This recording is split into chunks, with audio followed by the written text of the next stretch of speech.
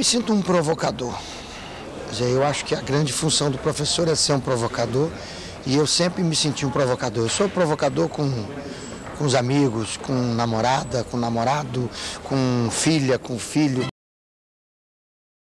E o que é engraçado é que eu comecei dando aula de geografia e depois de física, e que é uma disciplina que normalmente as pessoas pensam que é uma disciplina muito técnica, né? Que não tem. E eu sempre fui muito provocador. Então eu acho que o bom professor é aquele que incomoda o aluno.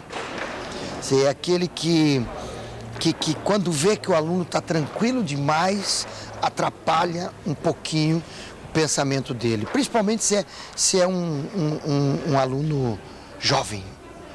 Eu acho que ser professor no Brasil hoje é um privilégio. Porque você tem uma cultura que é a cultura brasileira, mesmo no sul, onde você tem um pouco mais de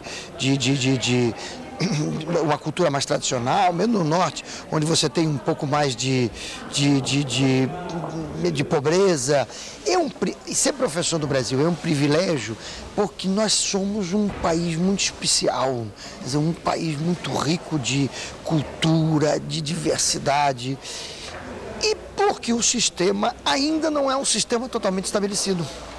Então, a possibilidade de você ser professor e inventar é total. A missão do professor no Brasil hoje é transformar esse país. Quer dizer, nós não podemos continuar com um país de tantas injustiças, de tantas desigualdades. Eu não acredito que a educação, ninguém acredita que a educação seja solucionadora dos problemas de um país. Mas eu acho que o papel que a gente tem, o papel que cada professor que está nos vendo, que está preocupado em fazer alguma coisa, é um papel fundamental, porque ele tem a possibilidade de ajudar que essa meninada que está sendo empurrada para não ser cidadão, possa vir a ser cidadão. Não é fácil, mas eu acho que são desafios que o professor tem como enfrentar. Eu acho que eu fico encantado quando eu vejo a mobilização dos professores, os encontros dos professores. O professor canta e gosta de festa, quer dizer, então são pessoas que gostam de gente. O professor tem que gostar de gente.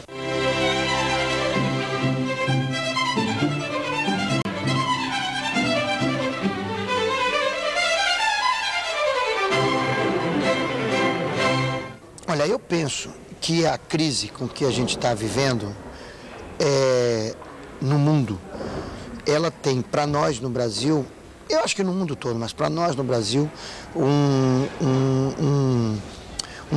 elemento muito importante, que é a desestabilização do sistema na forma como ele está. Você veja bem, num mundo com essas tecnologias, com essa comunicação, com essa velocidade com que essas coisas todas vão acontecendo, um professor ficar dentro de uma sala de aula, preso num currículo tradicional, ele não suporta. Então, esse mundo do lado de fora está entrando na escola e está implodindo a escola por dentro. Então, o professor ele vai ter uma possibilidade, ele tem uma possibilidade de ser um elemento de uma riqueza monumental. Por quê? Porque ele vai receber essa pressão, ele vai se sentir pressionado efetivamente em fazer alguma coisa, vai lutar para buscar mais qualificação, mais salário, mais condições de trabalho, e se ele se abrir, se ele começar a trabalhar de forma mais horizontal, há a possibilidade de uma transformação efetiva na educação. E essa transformação, ela passa necessariamente por uma lógica de horizontalidade. É quebrar a lógica vertical de uns poderosos em cima, passando para baixo, e estabelecer uma lógica de respeito da diferença, de ter a diferença como fundante de todo esse processo. Vejo esse caminho sendo trilhado, porque acho que nós estamos tendo experiências que cada dia crescem mais, singulares, na busca de formar um cidadão participativo, um cidadão pleno da sociedade. Muitas dessas experiências estão dentro das escolas, mas muitas dessas experiências estão fora das escolas, nas ONGs. E eu acho que esse é um novo desafio que nós estamos enfrentando. Qual é o desafio? Como eu aproximar essas ações do ensino formal com as ações das ONGs. Porque hoje o que nós estamos vendo? As ONGs fazem no turno complementar um trabalho muito importante, que é o trabalho de formar para o mundo. Só que é um trabalho alegre, com mais dinheiro, com poucos professores, com profissionais, os mais variados possíveis, mas para o menino estar nesse trabalho de dança, de internet, de teatro, ele no outro turno tem que passar pelo purgatório, e o purgatório é a escola. Então, essa aproximação não pode, nós não podemos continuar com a escola, com a responsabilidade dessa parte chata do formal e as ONGs sozinhas com a parte gostosa. Então, nós vamos ter que aproximar essas duas coisas e fazer aquilo que a Anísio dizia da escola integral, certo? Onde o prazer de dançar é o prazer de ensinar e aprender física. A escola precisa de poder, a escola precisa de autonomia, quer dizer, currículo se faz na escola, professor é profissional que tem que ser respeitado, então tem que existir orientações de secretarias, de MEC, etc e tal, mas essencialmente você tem que ter um professor qualificado, bem pago, autônomo, e autonomia não significa trabalhar sozinho. Autonomia significa respeitar as diferenças e intensificar o trabalho coletivo. Você sabe que eu não acho que TV é ferramenta, como eu não acho que internet é ferramenta, e eu detesto a palavra ferramenta para essas tecnologias.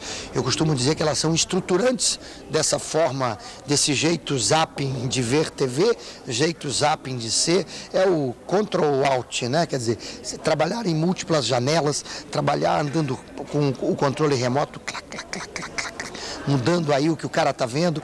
Então, a televisão ela é fundamental, mas não pelo seu aspecto tradicional, didático, educativo, pedagógico. Ela é fundamental pelo que é a característica fundamental dela, que é ser um meio de comunicação que associa som, imagem e movimento com edição, com um dinamismo próprio. Assim como a internet tem a sua característica, o software, o computador tem a sua característica, como o livro tem a sua característica. Cada meio, cada suporte tem a sua importância e não pode, o grande risco que nós temos é de imaginar ou de tentar pegar um conteúdo que foi preparado para um determinado suporte e simplesmente adaptar para um outro. Isso é típico na televisão, particularmente na TV educativa. Você tem um texto impresso que foi feito para um livro, para ser lido assim, e você quer botar ele num quadrinho, em movimento com edição, não sei o que, não funciona. Não vai funcionar.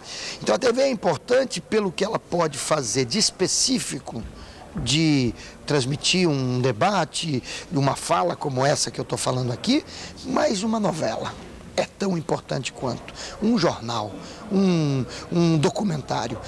Então são elementos ricos que vão compor esse mosaico que terá que ser a educação do futuro. E o professor vai ser um negociador permanente das diferenças entre as pessoas e dos diversos suportes. O grande caminho é câmera na mão. Câmera na mão e computador na bancada. Porque hoje em dia, com a digitalização, você qualquer câmerazinha digitalizou e editou e constrói a sua linguagem, a minha linguagem, a linguagem de você, a linguagem dela, a linguagem dele. Ou seja, constrói a sua versão, a minha versão, a versão dele, a versão dela. Quer dizer, a edição é fundamental. Então, a produção é fundamental. Então, eu acho que trabalhar com todas as mídias, gravação, vídeo, impresso, na mão da meninada é fundamental para eles aprenderem, eles e elas aprenderem a ver televisão, a ler jornal, a ouvir rádio. Então, é de uma importância. Da mesma forma que é importante estimular a escrita através do contar história, as tecnologias estão aí para que esse contar história seja para o planeta. Então, eu acho que temos que trabalhar muito no sentido de fortalecer a meninada a se apropriar dessas tecnologias para fazerem elas se verem. Rosa Fischer, da Federal do Rio Grande do Sul, que diz que a coisa que mais encantou a meninada é quando eles se veem na televisão. Então, é trabalhar com essa coisa de que se ver na televisão também é um espaço de educação. Eu acho que evento é fundamental. Quer dizer, a escola, ela hoje, ela afasta o evento. E a escola tinha que ser um conjunto de eventos. Quer dizer, a dinâmica da escola tinha que ser, aqui agora está acontecendo uma coisa, ali outra, tem palestra, tem gente de fora, tem gente de dentro, tem um momento de uma discussão específica sobre um conteúdo específico. Então, os eventos para os professores são fundamentais. O professor tem que ir para museu, assistir teatro, vir para congresso, conversar com o colega, interagir com aqueles que são ditos que são os doutores, mas que na verdade são professores professores e professoras como todos os outros. Então, essa possibilidade de trocar, de passar um dia mais relaxado, conversando, ouvindo, pensando sobre educação, é fundamental para o futuro do professor. E o futuro do professor é fundamental para o futuro da educação. Acho, assim, de uma importância monumental o trabalho do professor. Sou assim, absolutamente feliz com estar hoje na direção de uma faculdade que forma professores. Porque se eu conseguir atrapalhar um pouco a formação desses alunos e alunas que estão lá, eu vou me sentir realizado. Por quê? Porque a ideia de atrapalhar a formação significa não fazer com que eles saiam de lá com os narizes em pé, como sendo os donos das verdades, mas como sendo pessoas preparadas para interagir e tratar um menino de 8 anos com a igualdade de um doutor de 50. Basicamente, eu acho que o professor ele tem que ser um rebelde. O professor acomodado, por definição, não é professor. Então, ele tem que ser um inquieto, uma pessoa permanente excitado, que goste de excitação.